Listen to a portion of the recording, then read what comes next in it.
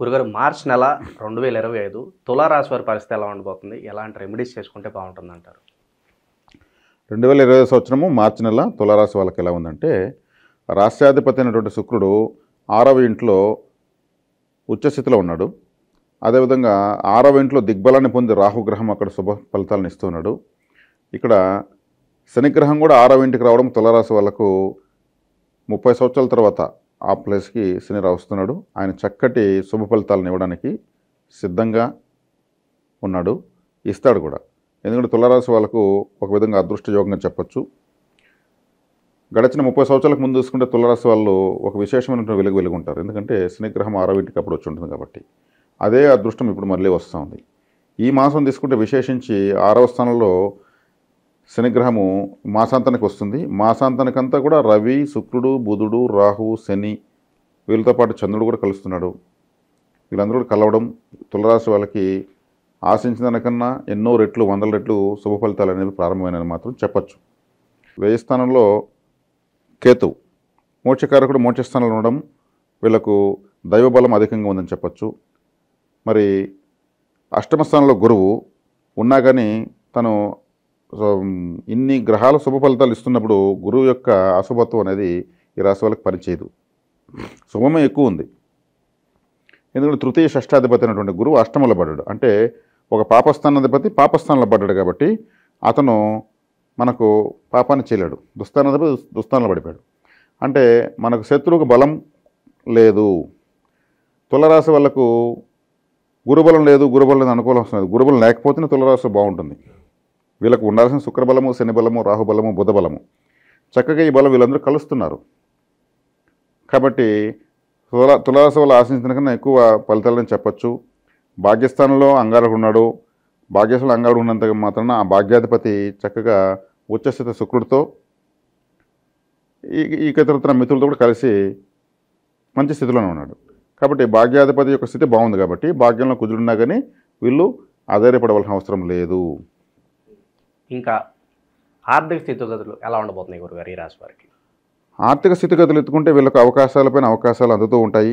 కొత్త అవకాశాలు వస్తాయి. కొత్త అవకాశాలు వీళ్ళే సృష్టిస్తారు, పుట్టిస్తారు. కొత్త మార్గాలను వీళ్ళను కనుక్కుంటారు. ఎందుకంటే శుక్రుడు ఉచ్చస్థితిలో ఉన్నప్పుడు విశేషించి యోగిస్తాడు. వీళ్ళకి శుక్రగ్రహం రాష్ట్రాధిపతి కాబట్టి రాశిలో ఉన్న నక్షత్రాధిపతి అయిన రాహు కూడా చాలా యోగంగా విశేషంగా యోగిస్తాడు.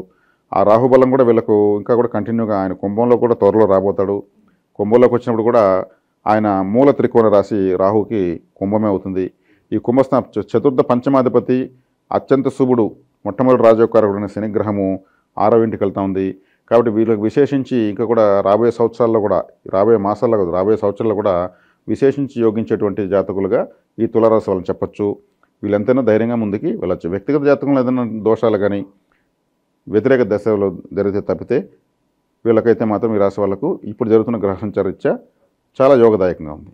వ్యాపారస్తులకు ఎలా ఉండబోతుంది? ఎలాంటి వ్యాపారాలు పెడితే లాభదాయకం అంటారు? మరి వృత్తి, ఉద్యోగ, వ్యాపారం స్థానం 6వ స్థానమే బాగుంది. ఉద్యోగస్తులకు విశేషమైన ప్రమోషన్లు రావచ్చు. కొత్త అవకాశాలు అందిపుచ్చుకుంటారు. వీళ్ళని ఒకవేళ ఏదైనా సంస్థలు తీసేస్తే కూడా అది వీళ్ళు అదృష్టంగా భావించవచ్చు. అంతకన్నా గొప్ప సంస్థ వీళ్ళు దొరుకుతుంది. ఏదైనా ఉద్యోగం ఒకవేళ రాకపోతే కూడా అంతకన్నా మంచి ఉద్యోగం రాబోతుంది కాబట్టి ఇది పోతుందని ఆలోచించుకోవాలి. ఇంకా వ్యాపారస్తులు తీసుకుంటే దశమాధిపతి అయినటువంటి చంద్రుడు కూడా ఈ గ్రహాలతో కలుస్తున్నాడు. ఈ తులారాశి వాళ్ళకి చంద్రుడు శుభ గ్రహమే అని చెప్పచ్చు. కాబట్టి చంద్రబలం కూడా బాగానే ఉంది. కాబట్టి వృత్తి, ఉద్యోగ, వ్యాపారస్తులకు కొత్త అవకాశాలు పుష్కలంగా వస్తున్నాయి. కాబట్టి అందిపుచ్చుకునే దాంట్లో మీరు ఏమాత్రం అజాగ్రత్తగా ఉండకూడదని మాత్రం చెబుతున్నాను. విదేశీ ప్రయత్నాలు కూడా చేసుకోవచ్చు అంటారు? విదేశీ ప్రయత్నాలు విశేషంగా యోగిస్తాయి. ఈ రాశి వాళ్ళు విదేశీ ప్రయాణాలు, దూర ప్రాంత ఉద్యోగాలు, వ్యాపారాలు కూడా బాగా రాణిస్తాయి. ఖచ్చితంగా వెళ్ళే తీరుతారు, ఎటువంటి సందేహం లేదు.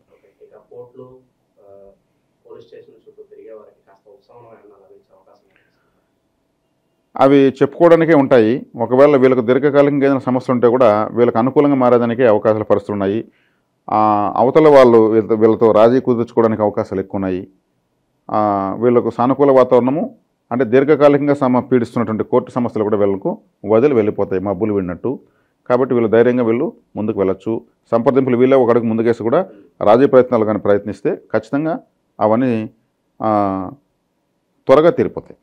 ఇక ఆరోగ్యపరంగా ఎలా ఉండబోతుంది, అలాగే ఆకస్మిక ధనలాభం ఏమన్నా అంటే వేరే సోర్స్ నుంచి ఇంకో డబ్బులు రావడం, మల్టిపుల్ ఇన్కమ్ జనరేట్ అవ్వడం ఇలాంటివి ఏమన్నా కనిపిస్తుంది? ఇప్పుడు మీరు అడిగిన దానికి ఖచ్చితంగా అవకాశం ఎక్కువ అందుకే ఉంది. ఆకస్మిక ధనయోగము అంటే ఆకస్మికంగా అవకాశాలు కలిసి రావడం అని అర్థము. కలిసి వచ్చే అవకాశాలు కూడా సద్వినియోగం చేసుకుంటారు వీళ్ళు. అదేవిధంగా ఇంకా డబ్బులు కలిసి రావడం ఉన్నారు కదా, అంటే వీళ్ళు పెట్టే పెట్టుబడులు కూడా బాగా సఫలీకృతం అవుతాయి. పెట్టిన డబ్బుకి ఎన్నో వందల రెట్లు లాభాలు వచ్చేదానికి మార్గాలు ఏర్పడిపోతాయి. వృత్తి ఉద్యోగ వ్యాపార స్థానంలో అయినటువంటి 6వ స్థానంలో ఇన్ని గ్రహాల కలయిక వల్ల వీళ్ళకి ఎక్కువగా మల్టిపుల్ ఆపర్చునిటీస్ అనేవి విశేషంగా కలుగుతాయి.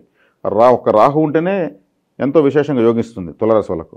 అటువంటి రాహుకి మిత్రులైనటువంటి శని, బుధ, శుక్ర, చంద్రులు వీళ్ళంతా కూడా వస్తున్నారు. కాబట్టి విశేషంగా వీళ్ళకు విపరీత రాజయోగం అని చెప్పొచ్చు తులారాశి వాళ్ళకు. గురుగారు, అలాగే రైతులకి విశేషంగా మహిళలకు ఎలా ఉండబోతుంది? చాలామంది అడుగుతారు, మా గురించి ఏమన్నా చెప్పండి గురుగారు అని చెప్పి కామెంట్స్లో అడుగుతూ ఉంటారు. మరి మహిళలకు ఎలా ఉండబోతుంది? స్త్రీ కారకుడు శుక్రుడు ఉచ్చస్థితి పడుతున్నాడు. తులారాశి సప్తమ అంటే కాలపురుషునికి 7వ ఇల్లు, మేషం నుంచి 7వ ఇల్లు. అంటే ఇక్కడ స్త్రీ కారకుడైన శుక్రుడు ఉచ్చస్థితికి రావడం అనేది సంవత్సరానికి ఒకసారి మాత్రమే జరుగుతుంది. ఈ రాశి స్త్రీలకు విశేషించి వాళ్లకు చక్కటి నూతన వస్తు, వస్త్ర, ఆభరణ లాభం అని చెప్పచ్చు. వాళ్ళు కొనుక్కోవాలంటే మంచి బట్టలు, కాస్ట్లీ మంచి విలువైనటువంటి వస్త్రాలు, అదేవిధంగా ఆభరణాలు, అదేవిధంగా వస్తువులు అన్నీ కూడా మంచి సౌఖ్యవంతమైనటువంటి మాసంగా ఈ మాసాన్ని చెప్పచ్చు. ఇక వైవాహిక జీవితం ఎలా ఉండబోతుంది గురుగారు? కుటుంబం మధ్యలో ఏదైనా మనస్పర్ధలు ఉంటాయి, తొలగిపోయే అవకాశాలు కనిపిస్తున్నాయి. ఇప్పుడు టైం బాగాలేదనుకోండి, రామ అంటే కూడా బూతుగా అనిపిస్తుంది. టైం బాగుందనుకోండి, బూతు మాటలన రామ అని అనిపిస్తుంది. ఇప్పుడు వీళ్ళ టైం చాలా బాగుంది. వీళ్ళు ఏమన్నా కానీ అవతల వాళ్ళకి సర్దుకొని పోవాలనిపిస్తుంది. అయ్యో నువ్వంటే నాకేమీ బాధలేదు అని అనిపిస్తుంది. ఎందుకంటే శుక్రుడు ఉల్లాసమరమైనటువంటి గ్రహము, ఆయన ఉచ్చస్థితిలో ఉన్నాడు. అదేవిధంగా ఆయనకి ఇష్టమైనటువంటి వాళ్ళు శని, బుధ, రాహువులతో కలిసి ఉన్నాడు. కాబట్టి వీళ్ళకి అటువంటి మనస్పర్ధలు, ఇటువంటి చిక్కులు, చీకాకులు అయితే ఏమీ లేవు. ఒకవేళ ఉంటే అది వాళ్ళ వ్యక్తిగత జాతకంలో ఉన్నటువంటి దోషం వల్ల ఉండొచ్చు. కానీ ఇప్పుడున్న గ్రహసంచార తెచ్చి అత్యంత శుభదాయకమైన, సంతోషమైన కాలంగా ఈ సమయాన్ని చెప్పవచ్చు. సో మొత్తానికి మంచి రిజల్ట్సే ఉండబోతున్నాయి అంట. చాలా అద్భుతంగా ఉంది తులారాశి వాళ్ళకు. ఇంకా మెరుగైన ఫలితాలు పొందడానికి గురుగారు ఈ రాశి వారికి మంచి రెమెడీస్ ఏదైనా ఉంటే తెలియజేయండి. మంచి రెమెడీస్ అంటే శుక్రుడు అంటేనే లిక్విడ్ స్వీట్స్. లిక్విడ్ స్వీట్స్ అంటే బూందీ, హల్వా, మరి గులాబ్ జామ్, రసగుల్లా, మరి పాల్కోవా, అదేవిధంగా పాయసము, ఇలాంటి స్వీట్స్ అంతా కూడా శుక్రుడే. ద్రవ పదార్థ రూపంలో ఉన్నటువంటి తీయటి పదార్థాలంతా కూడా శుక్రగ్రహం. ఇటువంటి తీయటి పదార్థాలను వీళ్ళు దేవుడికి నివేదించి ప్రసాదంగా స్వీకరించడం వల్ల లక్ష్మీ కటాక్షము, మగవాళ్ళకైతే స్త్రీ శయ్య సౌఖ్యము, ఆడవాళ్ళకైతే ఆ వస్త్రాభరణ భూషణ లాభము. అంటే శుక్రుడు యొక్క కారకత్వాన్ని ఎక్కువ స్వీకరించాలి, కలిసి వచ్చేదాన్ని స్వీకరించాలి, కలిసి దానం ఇవ్వాలి. శుక్రుడు విశేషంగా యోగిస్తున్నాడు కాబట్టి మరింత యోగవంతంగా పెంచుకోవాలంటే ఇటువంటి లిక్విడ్ స్వీట్స్ని ప్రాచీన సేవలు నైవేద్యంగా పెట్టి వీళ్ళు తీసుకోవచ్చు. వీళ్ళ పూజలంలో కూడా నైవేద్యంగా పెట్టి ఎక్కువగా తీసుకోవాలి. కాబట్టి లిక్విడ్ క్యాష్ అంటే కూడా శుక్రుడే కాబట్టి ఇటువంటివి చేయడం వల్ల వీళ్ళకి మరింత యోగం పెరుగుతుంది. సో ఈ మాసంలో తులారాశి వారి పరిస్థితి ఎలా ఉండబోతుందో మీ మాటలో చాలా అద్భుతంగా వివరించారు. ధన్యవాదాలు గురుగారు. ధన్యవాదాలు.